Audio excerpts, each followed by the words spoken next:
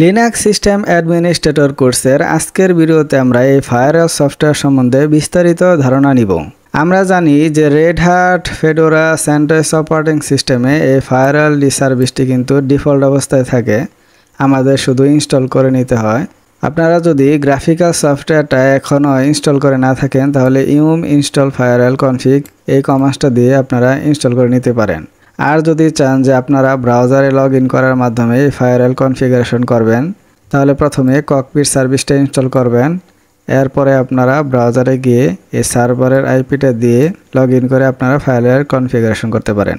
এছাড়াও কিন্তু আপনারা ভিএম এডিটরে আপনারা public.xml এই ফাইলে গিয়েও কিন্তু ফায়ারওয়াল কনফিগারেশন করতে পারেন, অথবা আপনারা সিএমডি মোডেও কিন্তু ফায়ারওয়াল কনফিগারেশন করতে পারেন। তো আজকের ভিডিওতে আমরা এই ফায়ারওয়াল সফটওয়্যার সম্বন্ধে বিস্তারিত ধারণা নিব। এখানে দেখেন যে কনফিগারেশন, এখানে দুইটা অপশন আছে, একটা হচ্ছে পার্মানেন্ট আর একটা হচ্ছে রান টাইম। এই পার্মানেন্ট আর রান টাইমের পার্থক্য হচ্ছে যদি আমরা রান টাইম সিলেক্ট করি তাহলে এখানে যে রুলসগুলো অ্যাপ্লাই হবে সেগুলো কিন্তু সাময়িক, অর্থাৎ আমরা যদি অপারেটিং সিস্টেম রিস্টার্ট দিই তাহলে কিন্তু রুলসগুলো চলে যাবে। আর আমরা যদি পার্মানেন্ট সিলেক্ট করি তাহলে এখানে যে রুলসগুলো অ্যাপ্লাই হবে সেগুলো কিন্তু পার্মানেন্টলি অ্যাপ্লাই হবে, ঠিক আছে। আর এখানে দেখেন কানেকশন, এখানে দুইটা ইন্টারফেস দেওয়া আছে, একটা হচ্ছে লুপব্যাক আর একটা হচ্ছে আমাদের নেটওয়ার্ক ইন্টারফেস। আমরা এখানে ইন্টারফেসের সংখ্যা যদি বাড়াই তাহলে কিন্তু আমরা বিভিন্ন জোনে ভাগ করতে পারবো। এখানে দেখেন অনেকগুলো জোন আছে, প্রত্যেকটা জোনের আলাদা আলাদা বৈশিষ্ট্য আছে, আলাদা আলাদা কাজ আছে। ফায়ারওয়ালটিতে জোন হলো একটা নিরাপত্তা স্তর বা বিশ্বাসযোগ্যতার মাত্রা, যা নির্ধারণ করবে যে কোন নেটওয়ার্কের সংযোগ কতটা বিশ্বাসযোগ্য, এবং সে অনুযায়ী সে নির্ধারণ করবে যে কোন সার্ভিসটা বন্ধ করবে আর কোন সার্ভিসটা চালু করবে। এখানে মূল বিষয়টা হচ্ছে যে প্রতিটি নেটওয়ার্কের ইন্টারফেসে কিন্তু একটি জোন নির্ধারণ করা যায়। অর্থাৎ এখানে যদি আমরা একটা সফটওয়্যারটা দেখি, আবার ধরেন যে আমাদের এখানে একটা নেটওয়ার্ক ইন্টারফেস আছে, আমরা যদি এখান থেকে ধরেন আমরা যদি সেটিংয়ে গিয়ে, এটা যেহেতু ভার্চুয়াল লোকাল এরিয়া নেটওয়ার্ক, এখান থেকে আমরা এই নেটওয়ার্ক অ্যাডাপ্টার একটা বাড়াইলাম, এখান থেকে নেটওয়ার্ক অ্যাডাপ্টার ফিনিশ, এটাকে যদি আমরা 20 মোডে নেই, এটা একটু রিস্টার্ট নেবে, আবার সমস্যা নেই। এখানে দেখেন দুইটা নেটওয়ার্ক আছে, এখানে দেখেন দুইটা ইন্টারফেস চলে আসছে, একটা হচ্ছে 192, একটা হচ্ছে 224, ঠিক আছে। তো এখন আমরা কিন্তু ইচ্ছা করলে ENS 224 এটাকে আমরা অন্য একটা জোনে নির্ধারণ করতে পারি, ধরেন যে DMG জোন, এখানে ওকে দিলাম। এই নেটওয়ার্ক ইন্টারফেসটা চলে গেল DMG জোনে, আর ENS 192 চলে গেল পাবলিক জোনে। এখন বলতে পারেন যে এই DMG জোন কি আর ব্লক জোন কি, এই প্রত্যেকটা জোনের আলাদা আলাদা কি কাজ আছে। তো আমরা ধরেন যে এটা বোঝার জন্য এখানে দেখেন, যদি আমরা কোনো নেটওয়ার্কের ইন্টারফেসকে ব্লক জোনে রাখি তাহলে কি হবে যে অল ইনকামিং কানেকশন আর রিজেক্টেড, এখানে শুধুমাত্র আউটগোয়িং কানেকশন আর অ্যালাউড।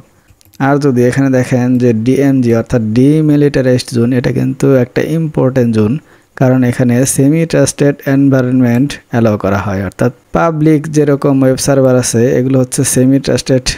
এই সেমি ট্রাস্টেড বোঝার জন্য একটা সূত্র আমরা এখানে দেখি যে ওয়েব সার্ভার কেন সেমি ট্রাস্টেড। ধরেন যে এখানে একটা ব্যাংকের কথা চিন্তা করেন, যে এটা একটা ব্যাংকে কিন্তু লোকাল এরিয়া নেটওয়ার্ক থাকে এবং ব্যাংকের কিছু ওয়েব সার্ভারও থাকতে পারে। তো ওয়েব সার্ভারকে কিন্তু পাবলিক ইউজারও ব্যবহার করতে হয়, আবার ওয়েব সার্ভারকে কিন্তু লোকাল এরিয়া নেটওয়ার্কে যারা আছে অর্থাৎ ব্যাংকের কর্মকর্তারা এরাও কিন্তু ব্যবহার করতে হয়, ঠিক আছে। তো যদি আমরা এটাকে পাবলিক জোনে সবগুলোকে রেখে দেই তাহলে কিন্তু এই বাইরে থেকে কোনো হ্যাকার এই ওয়েব সার্ভারের মাধ্যমে আমাদেরকে ইন্টারনাল ডাটাও কিন্তু সে চুরি করতে পারে। কিন্তু আমরা যদি এই ওয়েব সার্ভারকে এই DMG জোনে রেখে দিই তাহলে কি সুবিধা হবে, কোনো হ্যাকার যদি পাবলিক নেটওয়ার্ক থেকে এই ওয়েব সার্ভারকে হ্যাকও করে নেয় তাহলে কিন্তু সে লোকাল এরিয়া নেটওয়ার্কে সে অ্যাক্সেস করতে পারতেছে না। অর্থাৎ লোকাল এরিয়া নেটওয়ার্কে আমার সার্ভার যেটা আছে সেটা কিন্তু 100% নিরাপদ থাকলো। তো সফটওয়্যারের DMG জোন তো আমরা দেখলাম, এখানে আসলে ব্যাংকগুলোতে এই বিভিন্ন ধরনের ফায়ারওয়াল ডিভাইস পাওয়া যায়। এই ফায়ারওয়াল ডিভাইসে DMG পোর্ট নামে আলাদা একটা পোর্টই থাকে। সেই জায়গায় তারা ওয়েব সার্ভারকে কানেক্ট করে দেয়, যাতে করে ওয়েব সার্ভার হ্যাক হলেও ভিতরের কোনো নেটওয়ার্ক হ্যাক না হয়। আশা করি আপনাদের ক্লিয়ার একটা ধারণা হয়ে গেছে। ড্রপ জোনের কাজ কি? যে ড্রপ জোনের কাজ হচ্ছে যে অল ইনকামিং কানেকশন আর ড্রপ সাইলেন্টলি, অর্থাৎ সাইলেন্টলি সে ড্রপ করে দিবে, কোনো ধরনের মেসেজ দিবে না। এই জোনের কাজ। এক্সটার্নাল জোন, অর্থাৎ রাউটার বা গেটওয়েকে আমরা এক্সটার্নাল জোনে রাখতে পারি, যাতে করে সে নেটিং করতে পারে সেখানে। আর এখান থেকে হোম আর ইন্টারনাল প্রায় একই। হোম ইন্টারনালে আমরা কি করি, যে ইন্টারনাল নেটওয়ার্কে রাখি, অর্থাৎ লোকাল এরিয়া নেটওয়ার্কে রাখি। এখানে যখন চিন্তা করেন, দেখেন এইখানে আমার ব্যাংকের যদি ইন্টারনাল নেটওয়ার্কটাকে আমরা কি করব, সবসময় এই ফায়ারওয়াল ডিভাইসের মধ্যে কিন্তু আমরা ইন্টারনালি রাখবো।